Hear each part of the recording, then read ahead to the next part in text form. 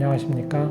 이번에 문학수첩에서 이토록 사소한 별이라는 소설집을 출간한 최석규 작가라고 합니다.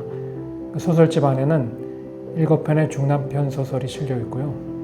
이번 기회에 한번 그 작품들에 대한 소개를 해볼까 합니다. 작품들에는 각각의 상징성을 갖고 있어요. 이번에도 이제 첫 번째 작품으로 있는 내 안의 문호에서도 그러한데, 그 전에 이제 그 소설의 처음 시작부를 보면은 그 주인공인 지선과 중배가 있는데 학창 시절에 만났었는데 그 후에 한참 못 만나고 있다가 지선이 이제 일종의 그 손해 위축증이라는 치명적인 병을 앓은 채 만나게 되면서부터 시작이 되거든요. 중배의 그 시점에서의 중배의 직업은 이제 그런 사람들을 돌보는 직업을 갖고 있었고요. 그러니까 서로 이제 생각지도 못하는 시점에서 만난 건데, 이 작품에서 상징하는 그 세 가지 키워드, 정원과 탱고, 그리고 이제 문호에 대한 질문을 이제 하셨는데, 일단 정원은 그 학창 시절에 둘이 가느다란 끈으로 연결된 둘 다 공통 관심사이기도 한 부분이에요. 정원을 꾸미고 정원을 관리한다는 것 자체가. 중배 이제 학부 때 전공이 정원 쪽 관리하는 일이었고요. 수목 쪽으로. 그리고 그 소설엔 약간 희미하게 나오지만 여자 주인공 지선의 뭐 전공은 별로 중요하지 않았고 여러 가지 춤을 잘 추는 그런 춤꾼으로서 이름을 날리던 일종의 어떻게 보면 작은 형태의 셀럽 정도 됐었거든요. 이제 둘의 매개체가 정원으로 이어지게 되고요. 소설 이제 중반 넘어서부터. 그런데 이제 둘이 더 이상 이제 춤을 출 수 없게 되는 상황이, 지선이 몸이 많이 아프다 보니까 이게 손의 위축증이라는 게 근육이 점점 약해지면서 걷는 것조차 힘들어지게 되거든요. 근데 한때 엄청나게 잘 나가던 인기 좋은 춤꾼이었던 지선이 그런 치명적인 병에 걸리면서 아무 쓸모없는 사람으로 되어갔고, 그럼에도 중배는 그녀를 위해서 정원을 가꿔주거든요. 물론 이제 지선이 그거를 요청하기도 했지만, 하지만 지선은 그거에 대한 보답을 할 수 있는 게 아무것도 없었죠. 그래서 거기서 예전처럼 학창 시절처럼 이제 둘이서 식사를 하다가 식사 반찬 중에 하나가 이제 문어가 나와요. 삶은 문어가 나오는데 그게 너무 요리가 뭐 잘못됐는지 먹기가 좀 곤란할 정도로 질겼는데, 중배는 그거를 이제 먹기 힘들다고 뭐 뱉었지만 지선 같은 경우는 그냥 삼켰죠. 그러고 나서 얘기하기를 나중에 너를 생각하면은 뱃속이 꿈틀대는 것 같다. 그 죽은 문어가 살아난 것처럼 하면서 암시적으로 아직도 너에 대한 미련, 사랑에 대한 이야기를 하는 거죠. 간접적. 하지만 정확하게 얘기는 할 수가 없었죠. 상황이 그러다 보니까. 이런 것들이 상징이 되는 거고, 탱고 같은 경우에는 지선의 일종의 정체성이라고 볼 수가 있어요. 이게 워낙 유명한, 특히 탱고를 사랑하던 그녀였기 때문에. 하지만 마지막에 둘이 춤을 추려고 추는 건 아니지만 지선이 넘어질 거를 붙잡으면서 약간 탱고 스텝 비슷하게 밟았거든요. 그러면서 이제 어색하니까 서로 그때 이제 춤에 대한 얘기를 좀 하게 되고요. 그리고 마지막 장면에 할아버지가 다시 한번 탱고에 대한 얘기를 하면서 이거에 대한 이제 각각의 상징을 갖게 되는 거예요. 그러니까 정원은 둘 간의 사랑을 연결해주는 매개체고, 탱고는 지선의 그거에 대한 보답의 마음, 그리고 사랑의 고백은 일종의 문어라고 볼 수도 있겠죠. 이 작품의 소재는 이제 처음에 다큐멘터리 비슷한 걸 봤는데요. 그건 이제 주인공이 손해 위축증에 걸린 어떤 젊은 여자였거든요. 근데 이제 뭐 하시는 분이었는지는 저도 잘 몰라요. 워낙 짧게 나온 거라서. 근데 그분이 이제 거의 그러니까 말길에서 그 휠체어도 안 되고 양쪽 목발로 해서 한 몇십 미터 가는 거를 그냥 유튜브 형태로 숏폼처럼 만들어가지고 계속 거의 며칠에 한 번씩 올리는 거였거든요. 근데 별 내용도 없어요, 사실은.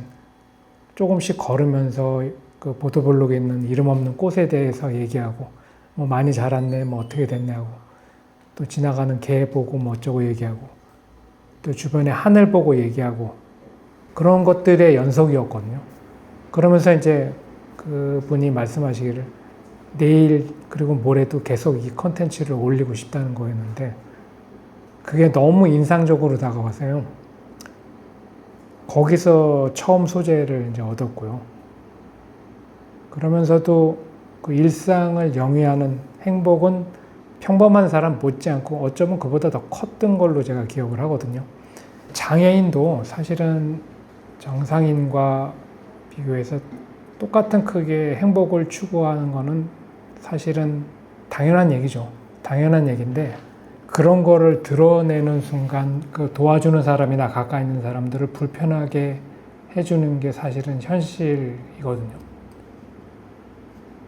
그래서 그들의 행복이 혹은 여기서는 이제 소설에서는 사랑의 갈구겠지만 그를 돕는 사람, 그러니까 즉 여기서는 주인공인 준배겠죠. 준배에 대해서 그 돕는 이들이 불편하지 않을 만큼의 크기의 행복이어야 한다는 것이 이 소설을 전반에 깔려있는 내용이라고 볼 수 있거든요. 근데 그게 사실은 독자나 또 글 쓰는 저 같은 사람을 되게 불편하게 했던 것이기도 하고요. 이 작품 말고 나머지 다른 6작품도 거의 대부분은 다 실제 있었던 일이나 그에 준하는 거에서 다 시발이 됐고요. 또 그것을 좀 더 제가 살을 붙이고 또 소설적인 기승전결을 이루어가지고 썼기 때문에 대부분은 다 그런 리얼리티에 방점을 두고 썼다고 보시면 될 것 같습니다. 이 작품에서 힘을 좀 줬다고 해야 되나 아니면 조금 중요하다고 생각하는 문장이 꼽자면은 이런 것이 있습니다. 사라지는 것과의 이별은 여전히 서툴렀다. 상실은 익숙해지는 게 아니었다. 연주가 끝난 탱고처럼 고작 뒤돌아서는 것뿐이었다. 이게 이제 마지막에 그 중배가 그 독백하는 부분인데요. 그 전에 이제 할아버지가 탱고에 대한 얘기를 하거든요. 여기도 이제 춤을 좋아하는 약간 조금 이제 노는 할아버지쯤 되는 분인데, 이 탱고에 대한 얘기를 한 부분이 있어요. 탱고가 이제 상대의 움직임이 자신의 움직임처럼 생각된다고 하고 또 춤추는 순간만큼은 우리 머리는 서로를 구별하지 못한다. 그래서 두 개의 몸, 하나의 마음이라는 얘기를 하거든요. 그거를 이제 되새기면서 중배가 한 말이었습니다. 두 번째 것도 그 생동성 시험이 그 배경인데요. 그리고 그게 모티브인데 실제로 생동성 시험을 가까이서 하신 분이 계시고요. 또 이쪽 관련 일을 또 하셨던 분도 있어서 거기서 얘기도 들었고 또 제가 나름 또 조사한 자료에서도 이런 게 또 많더라고요. 실제로. 말 그대로 어떤 신약 약물 같은 거에 대한 반응 테스트인데 뭐 안전하다고, 물론 안전하죠. 거기에도 이제 신약을 개발할 때 단계가 있는데 마지막 단계까지 넘어가서 임상시험을 인체한테 하는 거기 때문에 상당히 위험도는 낮긴 하지만 그래도 위험할 수밖에 없거든요. 약물을 투여하는 거기 때문에. 주사를 맞든가 혹은 섭취를 하는 거기 때문에. 그럼에도 불구하고 그 목돈을 좀 주려고 여기도 생각보다 좀 아르바이트비가 좀 높아요. 그래서 몰려드는 사람들 그리고 거기 안에서도 또 이걸 못 버티고 이렇게 탈락하는 사람들이 좀 있거든요. 그러니까 그 안에서조차도 어떻게 보면은 경쟁적인 구조나 약간 좀 피라미드 형태처럼 되기 때문에 여기서 제가 이제 영감을 받고 소재로 잡았어요. 또 이거를 젊은 사람들의 현실과 또 대비하기도 괜찮은 것 같고 해서요. 글쎄요. 이거 자체가 사실은 소설의 결말을 어느 쪽으로 약간 방향을 틀어놓은 느낌으로 집필을 했거든요. 그러니까 처음에 우리가 젊은 날에는 항상 어떤 꿈을 갖잖아요. 10대, 20대 이럴 때. 근데 그 꿈이 5, 60대 은퇴할 때까지 같은 꿈을 가진 사람을 제가 본 적이 없거든요. 다 엉뚱한 일 하고 있죠. 아니면 비슷해도 얼마 못하고 다 생업에 들어가고. 근데 어떤 꿈이라는 것을 그 가장 아름다운 시절에 이루면 좋겠지만 대부분은 그렇게 못하잖아요.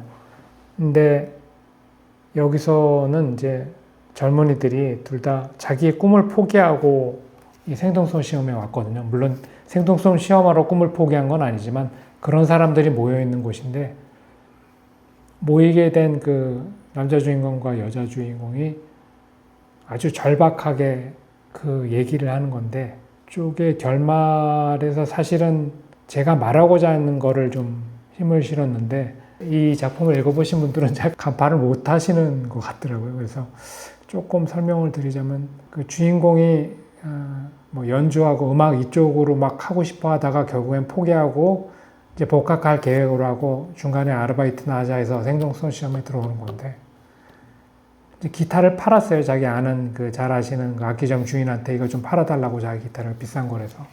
근데 마지막에 시험 다 끝나고 여차저차해서 여러 가지 그 기승전결이 있은 후에 이제 이야기는 끝나는 즈음에 그 악기점 주인으로부터 연락을 받습니다. 기타 팔렸다고. 근데 이 친구가, 주인공이 계속 전화기를 붙잡고 그건 누가 사갔냐, 왜 사갔냐, 그거 어떻게 하려고 그러냐, 이런 걸 계속 물어보거든요. 근데 악기점 주인이 모르겠다고 그냥 어떤 이상한 나이든 아저씨가 와가지고 자기 음악 경연대회 콘테스트 같은 데 나가려고 그런다. 그 나이에도 꿈을 잊지 않고 도대체 뭔 생각인지 모르겠다, 막 이런 식으로 얘기하는 부분이 있거든요. 그러니까 꿈이라는 거는 막 노력해서 막 몇 년 했더니 딱 이루어지면 그게 가장 나이스하겠지만, 그런 경우도 거의 없을 뿐더러 그러면 그냥 설익은 꿈밖에 되지 않기 때문에, 진짜 그 자기가 원하는 꿈이 있다면은 그 꿈은 스스로 생명력을 갖게 돼서 어느 순간 확 개화가 되든가 폭발을 할 가능성이 높거든요. 꾸준히 했다는 얘기이기 때문에. 그런 얘기를 좀 하고 싶었던 거고요. 또 좌절에 대해서도 좌절 그 자체로 받아들이는 것도 조금 생각을 해볼 문제가 아닐까 싶어서 이런 내용을 쓰게 되었습니다. 이 작품의 전체 주제랄까, 그 내용을 관통하는 부분이 제가 생각할 때는 이제 이 부분이라고 생각을 해요. 이제 주인공하고 그 미스터리한 여자, 생동성 시험에서 만난 미스터리한 여자가 있는데 그 여자분은 전직 웹툰니스트였고요. 둘 다 이제 어쩔 수 없이 꿈을 포기한 상태인데 둘이 대화하는 장면이 있어요. 경비들한테 쫓겨가지고 그 제목처럼 병원 연구소 계단 아래 둘이 숨어들거든요. 피해서. 이제 거기서 나누는 절박한 대화인데 약간 중의적인 것도 좀 있고요. 그래서 이런 얘기를 합니다. 딱 두 줄인데, 그 남자 주인공은 이런 얘기를 합니다. 경비원들이 이제 다 벗어나고 둘만 남았을 때 이런 얘기를 하는데, 이제 우리 자리로 돌아가면 돼요. 더 늦기 전에. 그 대답에 여자는 이렇게 얘기합니다. 난 더는 갈 곳이 없어요. 하면서 끝냈거든요. 이게 가장 절박함을 가장 여실없이 드러낸 거라고 생각합니다. 이번 작품은 이제 증발이라는 단편 소설인데요. 사실은 이게 제 나이 또래에서 아마 읽어보신 분들이 제 비슷한 나이 또래에서는 이 작품을 제일 좋아하시더라고요. 저도 좀 이게 조금 제일 좋은 건 아닌데 괜찮다고 생각을 했었고요. 소위 말해서 어떤 분야에서 자기 분야에서 어느 정도 이룬 사람, 좀 아니면 성공한 사람, 혹은 성공한지는 모르겠지만 타인들이 봤을 때 거의 다 정점에 올라갔다 이렇게 여기는 사람들이 사실은 그 이면에는 그만큼의 어떤 짐이나 불행을 가지고 있는 거라고 저는 생각을 하거든요. 그러니까 속담에도 있듯이 그 산이 높으면 골도 깊고 그림자도 짙잖아요. 근데 우리는 그런 걸 잘 모르니까 대부분의 사람들은 그 빛나는 부분만 보기 때문에. 근데 그 이면에 대한 얘기를 저는 하고 싶었어요. 증발이라는 상징이 자기의 어떤 감추고 싶은 부분이나 또는 앞서 말씀드린 그런 불행 같은 것들, 약점들, 이런 것들을 보통은 다른 사람이나 다른 의지에 의해서 증발이 되거든요. 그러니까 좀 쉽게 말하자면 내가 뭐 어떤 일을 되게 해갔는데 이것 때문에 스트레스 많이 받아서 막 트라우마 생기고 정신병 좀 비슷한 게 생기면 그 정신과 의사 만나가지고 상담하면서 해소하잖아요. 타인에 의해 어떤 부분이 증발되는 그 순간이거든요. 이건 좀 극단적인 얘기긴 한데, 근데 이 주인공은 스스로 증발하기를 원했어요. 누군가의 아니라 자의적으로. 그것이 가장 아름답고 바람직하게 생각이 됐던 거였겠죠, 주인공은. 그래서 그런 소재로 썼고, 소설집에 실린 작품 중에 어떻게 보면 제가 작가의 모습이 가장 많이 투영된 게 아닌가 싶기도 하고요. 그래서 누가 이제 읽어보신 분이 그러더라고요. 여기 이제 또 다른 주인공이 그 증권 애널리스트로 굉장히 유명하고 뭐 돈도 많이 벌고 뭐 사회적 성공하는 그 셀럽 같은 사람인데 하나도 안 비슷한데 뭐 투영됐냐 그러는데 그 사람이 아니라 여기 쫓아다니는 그 흥신소 직원이 저를 투영한 거라고 저는 생각을 합니다.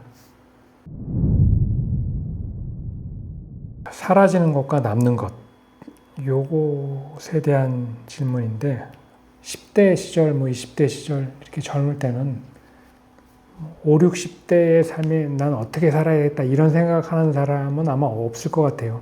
저도 뭐 그런 시절이 올 거라고는 생각도 안 했고 5, 60대가 되면 100세 시대 다 걱정하더라고요. 제 주변에 보니까. 바라보는 시선이 이게 스펙트럼이 되게 넓어진다고 해야 될까요? 뭐 이런 것들이 있더라고요. 그래서 남으려고 하는 것들이 더 많아지고 사라지려고 하는 게 더 줄어들지 않을까. 이게 본성이 아닐까 싶어요. 저도 뭐 마찬가지일 것 같고. 근데 이 소설에서의 주인공, 그러니까 이 준배라는 인물은 사실은 준배는 나오지도 않습니다. 기태의 흔적만 쫓아가고 있고 준배가 그 친구인 기태를 계속 추적하는 내용이거든요. 얼핏 나오긴 하는데 에피소드 형태로. 사실은 이 화자가 준배인데 준배의 시선이 이 소설의 한 8, 90%를 차지하는 거예요. 그러면서 이 친구가 생각하기를 어떤 이유로 필연적으로 증발을 선택했고 넷이 뭉원하는 걸로 결말이 나고 반면에 남편을 찾아달라고 의뢰했던 기태 와이프는 그리고 또 여기 마지막에 나오는 약간 미스터리한 이삿집 센터 그 사장님 계시거든요. 그분이 말은 그는 어디선가 남아서 행복하게 산다고 믿는 것처럼 결말이 지거든요. 그러니까 사라지는 것과 또 남아있는 것과는 무엇이 더 좋은가는 사실은 잘 모르겠어요. 그거는 그 당사자만 알 수 있겠죠. 그냥 친구인 준배는 이 친구가 행복하게 살 거라고 뭐 거의 확실하게 믿는 것 같고 또 이삿집 센터 사장님도 아마 그 사람 참 현명한 사람이다. 뒤에 이제 중요한 문장이라고 하는 거에서 아마 그 얘기를 말씀을 드릴 것 같긴 한데 그렇게 보고 반면에 그 사라진 주인공의 와이프는 마지막에는 거의 신경을 안 써요. 그 결과에 대해서. 어디 있는지도 별로 궁금해하지 않고. 그러니까 그 와이프분은 사라진 거를 더 행복하게 보는 거고 그 남편에 대해서. 이것이 이제 중복적으로 혹은 은유적으로 이야기가 전개돼서 보는 사람마다 아마 달리 생각을 하게 될 것 같긴 하더라고요. 예, 증발작품에서 이제 한 문장을 꼽는다면 저는 요게 제일 마음에 들더라고요. 쓰면서도. 명품 하나가 늘면 고독 하나가 사은품으로 따라옵니다. 그래서 천국에도 오류가 있는 겁니다. 라고 이제 서점 주인이 이렇게 얘기를 해주거든요. 준배가 거기까지 이제 계속 기태의 흔적을 찾다가 거기까지 왔는데 그 서점 주인이 이런 얘기를 해요. 근데 이게 천국의 오류라는 게 그 심리학 용어에 그 패러다이스 팰러시라는 게 있거든요. 그 천국의 오류라는 거에서 빌려온 건데 어떤 완벽한 구나 완벽한 형태의 뒷면에는 사실은 우리가 잘 감지 못하는 문제점이나 오류가 있다는 뜻이에요, 이게. 그래서 지금 명품 하나가 넣으면 고독이라는 어떤 단점이 따라오게 되지 않을까, 이런 얘기를 하는 겁니다. 그리고 아마 이게 여기서도 이제 주석으로 달긴 했는데, 카프카의 단편소설에 그 불이라는 게 있어요. 근데 이건 아마 미완성 작품으로 끝난 걸로 알고 있는데, 그 이제 거기서 두더지가, 그러니까 정확히 말하면 두더지는 아니고, 땅굴 파는 무슨 짐승 뭐 이런 형태로 나오거든요. 근데 대략 두더지가 아닐까 생각을 하는데, 계속 땅을 파면서 파고 하루 종일 파요. 그냥 파가지고 되게 안전가옥처럼 만들고 요 안에 있으면 자기는 안전할 거다. 완벽한 안전, 평안함을 추구를 하는데 걔가 근데 어디선가 계속 이상한 소음이 들리고 그 소음이 되게 위협적으로 들린단 말이에요. 그걸 고민하다가 결국에는 거기서 이건 안전하지 않은 집이라고 떠나거든요. 여기서도 사실 소재를 어떻게 얻었냐는 질문과도 좀 맞닿을 수가 있다고 봅니다. 우리가 뭔가를 추구할 때는 사실은 그 이면은 생각 안 하잖아요. 그래서 바꿔 말하면은 야, 저 사람 뭐 진짜 부럽다 이런 사람들 많잖아요. 뭐 무슨 성공한 연예인도 그렇고 무슨 사업가도 그렇고 어느 날 이런 글들을 읽고 또 작품을 쓰다 보니까 아, 저 사람 참 힘들겠다라든가 불쌍하겠다는 생각까지도 한편으로는 좀 들기도 하더라고요. 그쪽에서 보면 저를 그렇게 생각하겠지만 이번에는 이제 내일은 해피엔딩이라는 작품인데요. 해피엔딩이라는 단어를 와 이제 상반된 내용이거든요, 사실은. 그래서 자세히 보시면은 앞에 내일은이 붙잖아요. 오늘은 해피엔딩이 아니고요. 내일, 먼 훗날, 뭐 이 정도의 의미일 수 있고요. 작품 소개를 잠깐 드리자면은 사실은 이게 되게 오래전에 쓴 작품인데 실제 있었던 실화를 바탕으로 이것도 썼고요. 거기서도 이제 사건을 제가 하나 봤는데 아주 단신이에요. 몇 줄밖에 안 되는. 근데 거기서도 주인공이 그 무명 가수였고 실제로 펜션에서 여러 명이 다 같이 그 음독 자살을 한 사건이었거든요. 근데 그 TV에도 그분이 나왔었어요. 얼굴도 제가 알고 있고요. 근데 거기서 사실은 모티브를 좀 얻긴 했는데 뭐 내용은 사실은 이것과는 상관이 없긴 하지만 그게 너무 가슴이 아팠고요. 뭐라도 좀 그런 분들을 위해서 남겨야 되지 않을까 작가로서 이제 이 작품을 썼고요. 근데 이게 오래전에 써서 여러 군데 이제 공모전을 냈었는데 사실은 이게 신춘문예에도 최종심에 2번 올라갔던 거라서 언젠가는 뭐 어디선가 될 거라고 생각했는데 그것도 쉽지는 않더라고요. 근데 이제 그때 그 평을 이제 써셨던 분이 그 이름만 드시면 아실 만한 굉장히 유명한 작가분인데 거기 이제 앞에는 굉장히 흥미진진하게 보다가 뒤쪽에서 너무 평이하게 끝났다, 레거시하게 그래서 좀 실망스럽다라는 얘기를 하셔서 뒤에를 좀 여러 번 많이 이제 수정을 좀 하기도 했고 노력도 했는데 아무리 생각해도 그건 아닌 것 같더라고요, 제 생각에는. 이게 뭐 반전을 위해서 뭐 쓰려고 하는 것도 아니고 사실 있는 그대로가 우리에게 더 큰 울림이 있고 보는 사람이 주변을 돌아볼 수 있는 기회를 만든다고 생각을 하는데 만약에 이게 제가 그전에 썼던 소설처럼 제가 스릴러 쪽을 잘 쓰는데 그렇게 쓰려면 얼마든지 쓸 수 있거든요. 근데 그런 걸 쓰자고 하는 게 아니기 때문에 해서 그냥 그대로 결말이 예전에 처음 썼을 때와 거의 유사하게 지금 갔고요. 물론 약간 디테일은 좀 다르긴 하지만 어쨌든 그 현실 그 자체가 곧 우리에게 많은 생각을 하게 하거든요. 그런 사람들이 그 과거에도 있었고 이렇게 배드엔딩으로 끝나는 사람들이, 젊은이들이 특히 지금도 되게 많아요. 근데 이건 우리가 좀 돌아봐야 되지 않을까? 그런 것에서 이제 이야기를 썼고, 또 질문처럼 이것에 대한 환상을 좀 비틀어서 썼다고 말씀드릴 수 있겠습니다. 제가 생각하는 진짜 해피엔딩의 끝, 뭐 이 정도로 그 질문을 받아들인다고 하면은 작중에 나오는 그 인물들의 해피엔딩이 아니라 이 작품을 읽어본 사람들이 엔딩이 조금이라도 해피엔딩이 되지 않을까, 저는 그렇게 바라고 싶었거든요. 그러니까 행복해졌다는 뜻이 아니라 이런 사람들의 비참함을 보고 그런 사람들을 한 번이라도 생각해 볼 수 있는 기회, 이게 바로 해피엔딩일 것 같아요. 독자들에게 전해주는. 아까도 말씀드렸지만 실제 그 모티브가 그런 사건이 있었기 때문에 사실 쓰면서도 이게 되게 힘들었거든요. 저도 이게 뭐랄까, 있는 사실을 그냥 쓰는 것 같은 느낌도 들었고, 그래서 사실은 좀 처음에 썼던 원본보다는 좀 많이 순화를 좀 시켰어요. 원래는 좀 더 적나라했었는데 그렇게까지 할 필요는 없다 싶어서, 그거를 뭐 보여주려고 하는 게 아니기 때문에.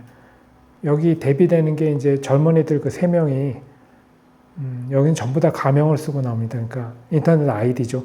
뭐 그녀의 신화, 언젠가 가왕, 이런 식으로 각자의 꿈이나 뭐 이상, 목표를 자기 아이디로 다 만든 사람들인데, 사실은 노력을 했는데 하나도 안 되고 다 그냥 끝나고 이렇게 세상 하직하는 걸로 끝나지만, 여기에 비춰지는 기성세들은 되게 너그럽고 태평하게 나오거든요. 여기 보면은 전부 다.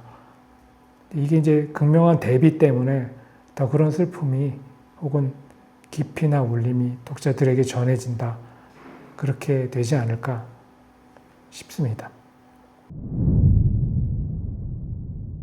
내일은 해피엔딩에서 한 문장을 꼽자면은 아마 이게 아닐까 싶습니다. 그 문학으로 고양된 의식과 정념, 그건 굉장히 무서운 거야.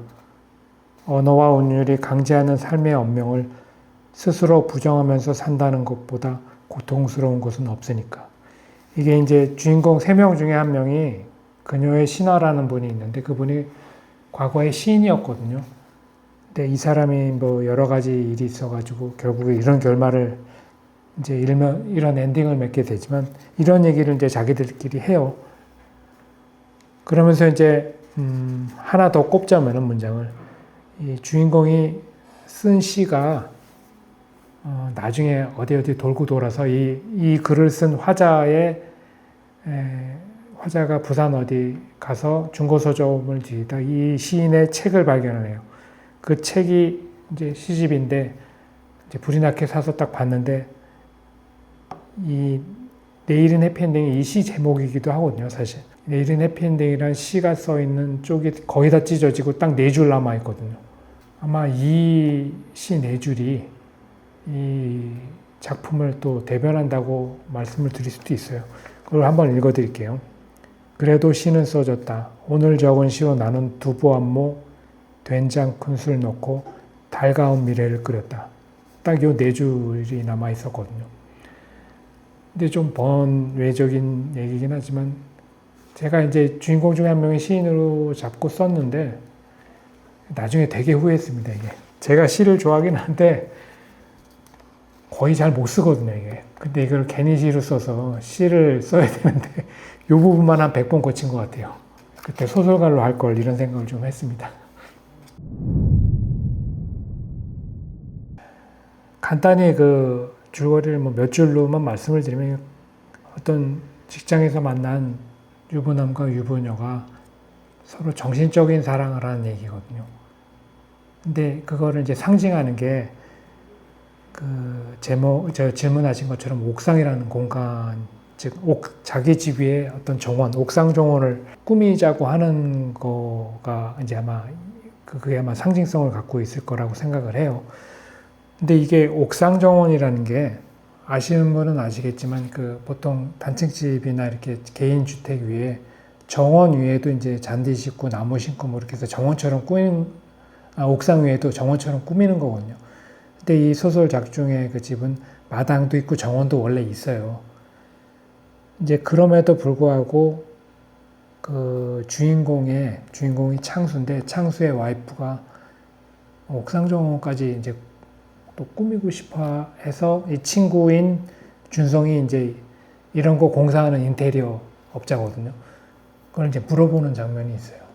그러면 이제 창수가 이 얘기를 하죠. 그거 되게 위험하다. 보기에는 아름다운데 이게 하중 문제도 있고 테라스 정원을 꾸민다는 건 건물에도 안 좋고 또 건물이 파손될 수도 있고 또 배수가 안 되면 나무 뿌리가 썩어서 흙이 쓸려내려서 뭐 밑에까지 새어날 수도 있고 뭐 여러 가지 문제가 있다. 그러면서 하는 얘기가 둘 중 하나다. 나무가 죽거나 집이 무너지든가. 이제 이게 아마 옥상 정원의 그 상징성을 얘기하는 것 같아요. 여기서 보면은 이 주인공이 어쩔 수 없이 자기도 그러면 안 되는 걸 알면서도 끌리는 마음. 그게 바로 옥상 정원에 해당하는 거고 실제 그 자기 와이프도 사랑하고 또 단란한 가정도 있죠. 정원, 실제 정원이. 그럼에도 불구하고 이 친구는 옥상 정원을 꿈꾸게 되는 거고. 그래서 아마 그 상징성으로서 제목이 옥상 정원으로 정했습니다. 아침 드라마라든가 뭐 영화 소재로 자주 나오는 유부남 유부녀의 사랑 이야기라고 얘기를 할 수 있긴 한데 그것과는 좀 결이 저는 좀 다르다고 생각을 해요. 어차피 글을 쓰시는 분들이 어디서 들어봄직한 혹은 말함직한 이야기는 가급적 안 쓰거든요.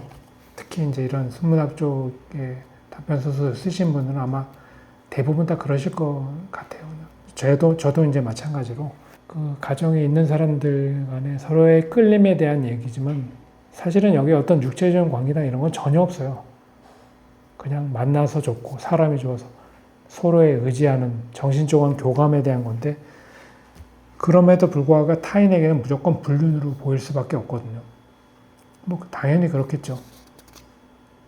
그런데 그래서 더 애틋하다고 저는 더 생각을 하거든요. 이거는 머리가 아니라 가슴으로 지금 서로 느끼는 건데 그래서 애틋하게 그랬지만 또 한편으로는 둘이 헤어지지 않고 계속 만나게 됐다면 어떻게 되었을까? 라는 질문을 또 어디서 듣기도 했죠.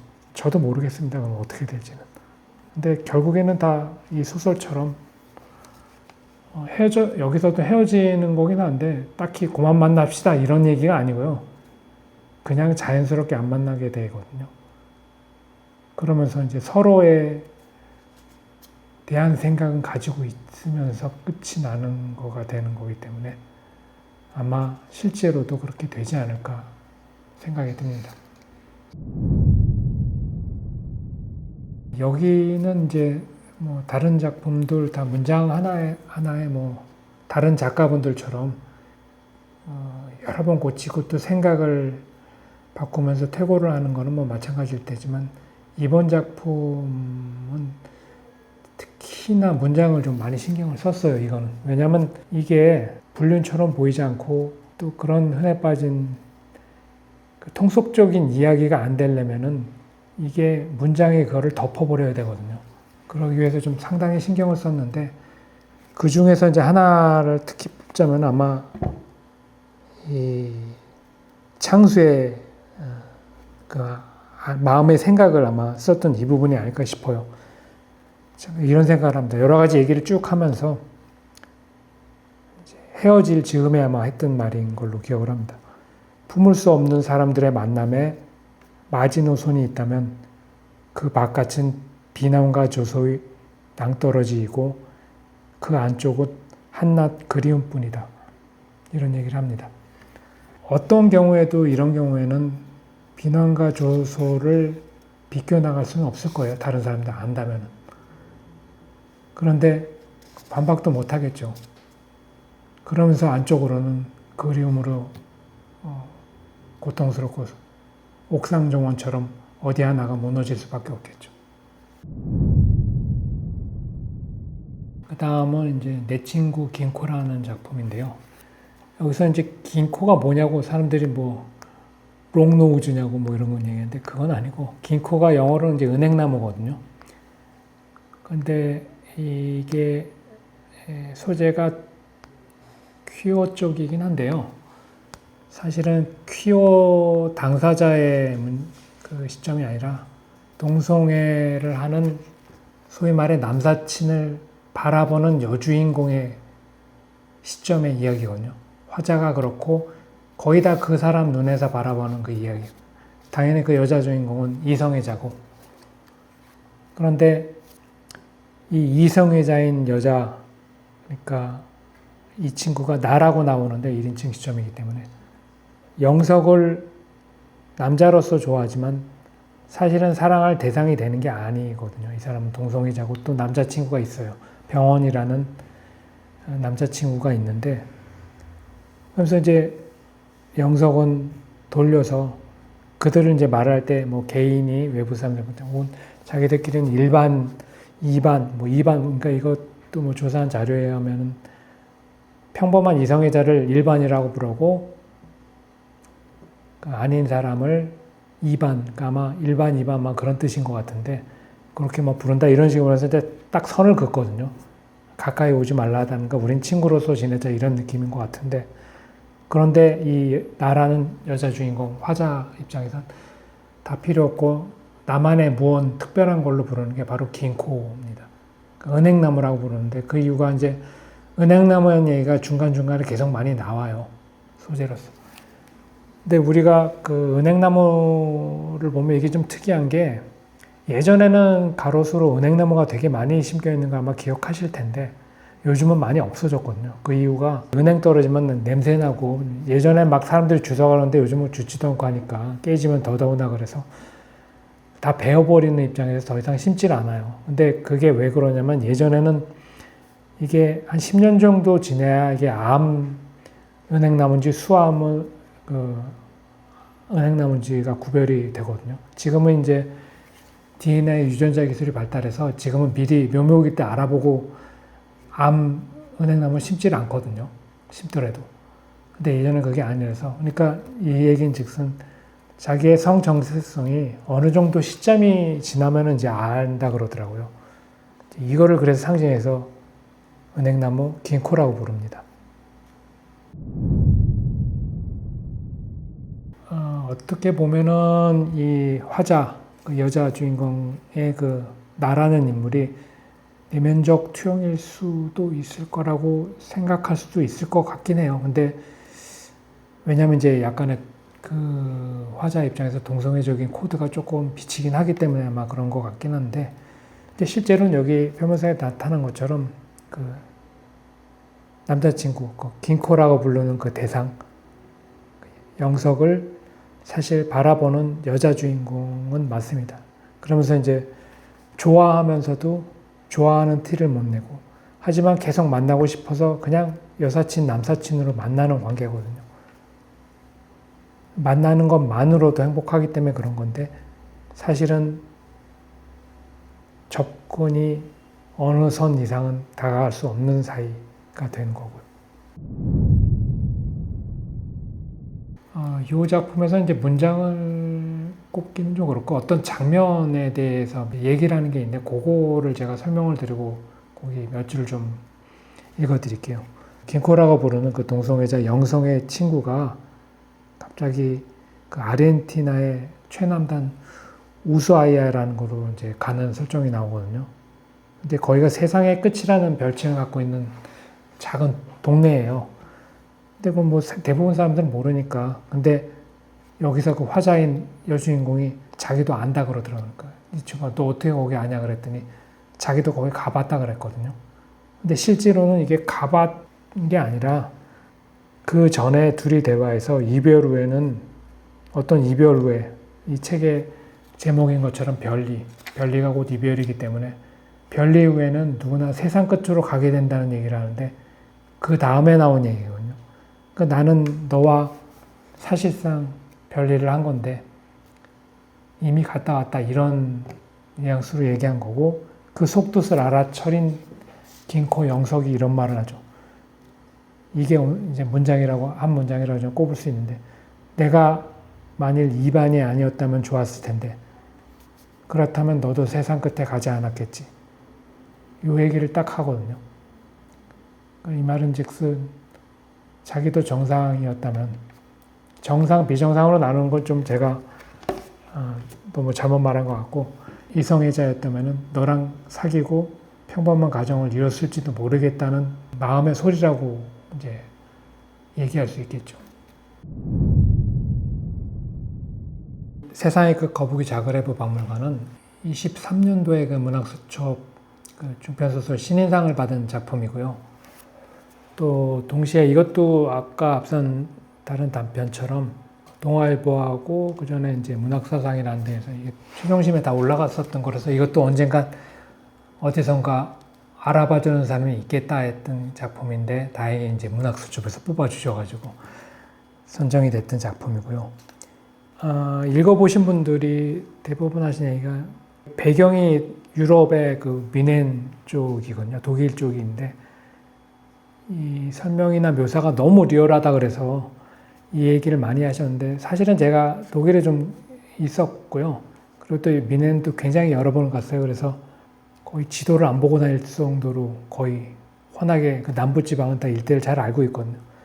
사실은 발로 뛰면서 썼다고 보면 편이 맞을 겁니다. 이건 여기에 그 주인공들이 또 미텐발트라는 그 현악계 도시를 또 가는 장면도 나오고 그런 것도 다 가봤고 거기가 되게 아름다운 동네거든요. 그래서 이제 그거를 배경으로 써서 실제 경험은 뭐 이런 스토리로 경험을 했다는 게 아니라 이 지역에 대해서는 사실은 되게 리얼하게 쓸 수 있었던 장점이 있고요. 또 앞서 그 내 친구 김코도 마찬가지지만 그건 이제 이태원의 배경이거든요. 거기는 이제 제가 다른 일 때문에 갔다가 일이 좀 빨리 끝나는 바람에 거기 일대를 막 돌아다니면서 썼거든요. 조금씩 쓰고 사진 찍고 그것도 발로 쓴 건 맞고요. 거의 아마 다른 분 작가분들도 아마 그러실 것 같고 현장에서 조사를 하고 쓰면은 조금 더 쓰기 편하고 또 영감도 많이 얻을 것 같다고 생각은 듭니다. 세상의 끝이라는 게 그 앞에 다른 단편에서 이제 어떻게 보면은 연장선이 될 수 있는데 세상의 끝이라는 게 사실은 우리 그 지구상에서 보면 세상의 끝이라는 비슷한 별칭을 갖고 있는 지역이 되게 많습니다. 뭐 아시는 바 아까 말씀드렸던 그 아르헨티나의 우수아야도 뭐 제일 유명하고 또 영국의 코닐이라고 그 랜즈 엔드라고 말 그대로 땅의 끝이죠. 랜즈 엔드라는 별명을 됐고 또 스페인의 마요르카에도 포르멘테르곳이라고 하는 그 케이프가 있거든요. 그런 데도 있고 또 되게 많습니다. 저기 오스트리아에도 있고 뉴질랜드에도 있고요. 우리나라에도 해남 땅끝 마을 있잖아요. 사실은 없는 바다를 접한 나라면은 세상의 끝을 안 갖고 있는 나라가 아마 없을 거예요. 제 생각에는 알게 모르게. 근데 그 상징성이라는 게 지리적인 것도 있겠지만 심리적인 끝, 마음의 끝이라는 게 사실은 어떻게 보면 세상 끝난 심정 뭐 이런 얘기가 있잖아요. 그런 것처럼 그런 것을 좀 은유했다고 볼 수가 있어요. 그러니까 여기 작품의 내용을 좀 살펴보면은 주인공이 사실은 성공한 사람처럼 보이지만 그 여러 가지에 몰리고 쫓기고 하다가 사실상 미넨으로 도망을 온 거나 다름이 없어요. 여기서 이제 그 자기 회사에 지부장을 하고 있지만 망해가고 있는 지부의 그 지부장이고요. 사실은 도망 나온 거였죠. 현실로부터 도피해. 그리고 자기는 이제 이쪽을 거의 마음의 세상의 끝이라고 생각을 하고 와서 사실 어떻게 보면 여기서 이제 끝날 생각으로 왔는데 우연찮게 자기의 그 젊은 날의 첫사랑인 과 닮은 여자인 수연을 만나요. 무려 30살 가까이 차이 나는 젊은 여자인데 그러면서 이제 벌어지는 이야기인데 근데 한편으로는 그 수연이라는 인물도 좀 대단히 그 수상쩍고 미스터리한 인물이거든요. 그 젊은 친구가 자그레브 박물관을 가야 된다고 계속 얘기를 하거든요. 크로아티아에 있는데 실제로 이 자그레브 박물관이 있어요. 박물관이 그냥 일반적인 박물관이 아니라 어떤 자기의 연인이나 뭐 어떤 깨어진 인연들 그런 소품이나 이런 사연들을 모아놓고 전시하는 박물관이 있거든요. MOBI라고 하는 실제로 지금도 있고요. 예전에는 몇 군데가 전 세계에 있었는데 지금 다 그 장사가 안 되는지 다 문 닫고 하나만 남았는데 크로아티아에. 저도 여기를 우연히 발견을 했거든요. 어떻게 크로아티아에 일이 있어서 갔다가 밥 먹으러 돌아다니다가 되게 그 입구가 작아요. 그 박물관이. 근데 MOBI라고 또 Museum of Broken Relationship이라고 써 있더라고. 이게 도대체 뭐냐 하고 궁금해서 들어갔거든요. 거기서 충격 먹고 한 반나절 있었습니다. 그날. 그거 다 읽어보느라고. 그래서 이게 바로 되겠다 싶어서 이제 거기서부터 시작이 됐던 거고.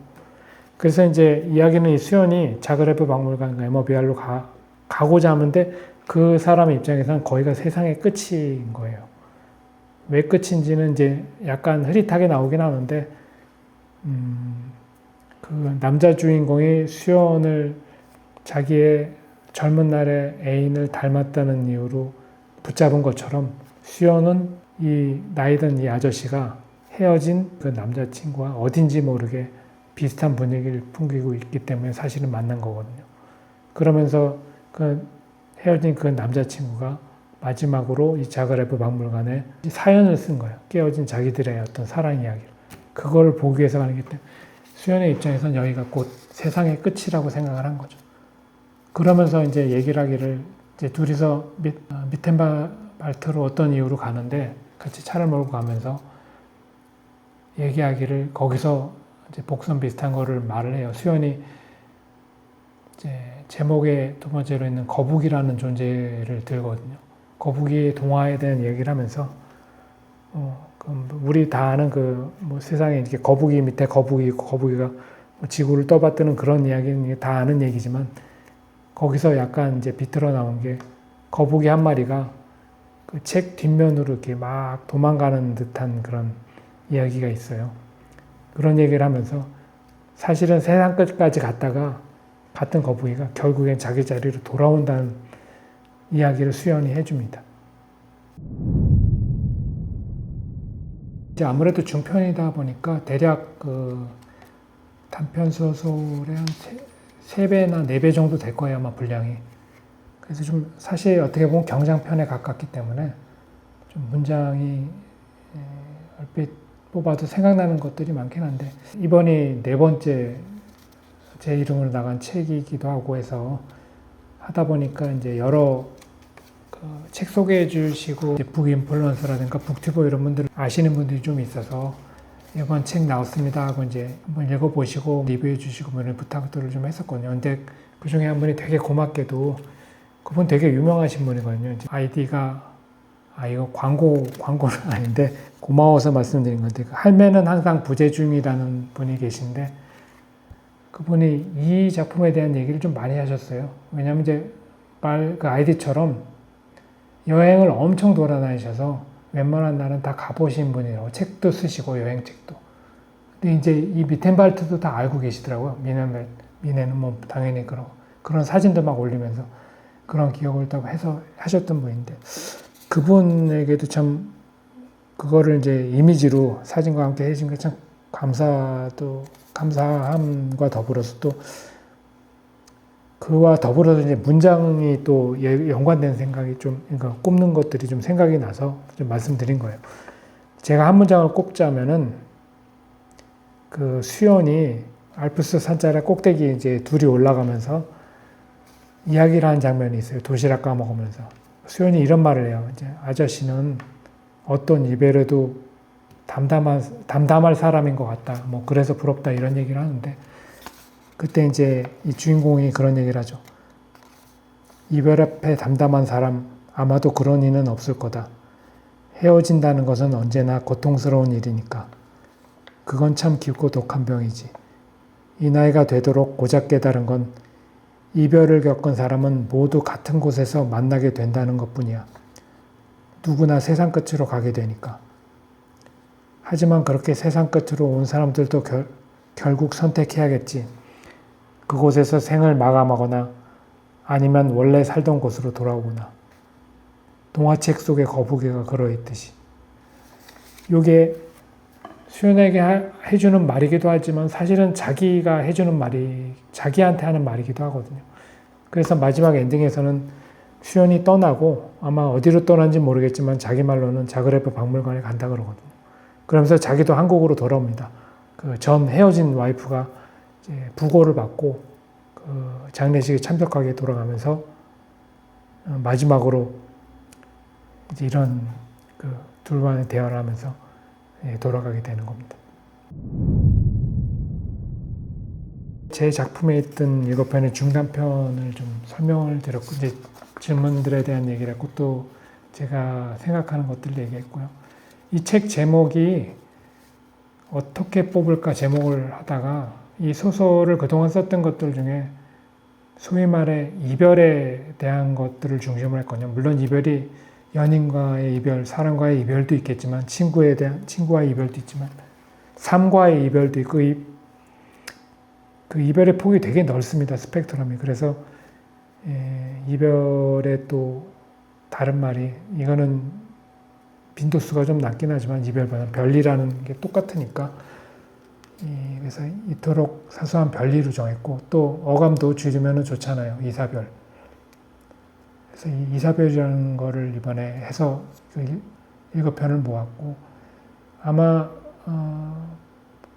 그동안 주변에서 보신 분들도 아까 말씀드린 뭐 북튜버나 인플루언서들의 반응이 상당히 좋아서 저도 좀 고무됐고 또 그런 칭찬들이 앞으로 또 제가 작품을 쓸 때에도 더 힘내서 쓸 수 있는 동기가 될 것 같아요. 이것으로 이번 이사별에 대한 작품 소개를 마치도록 하겠습니다. 감사합니다.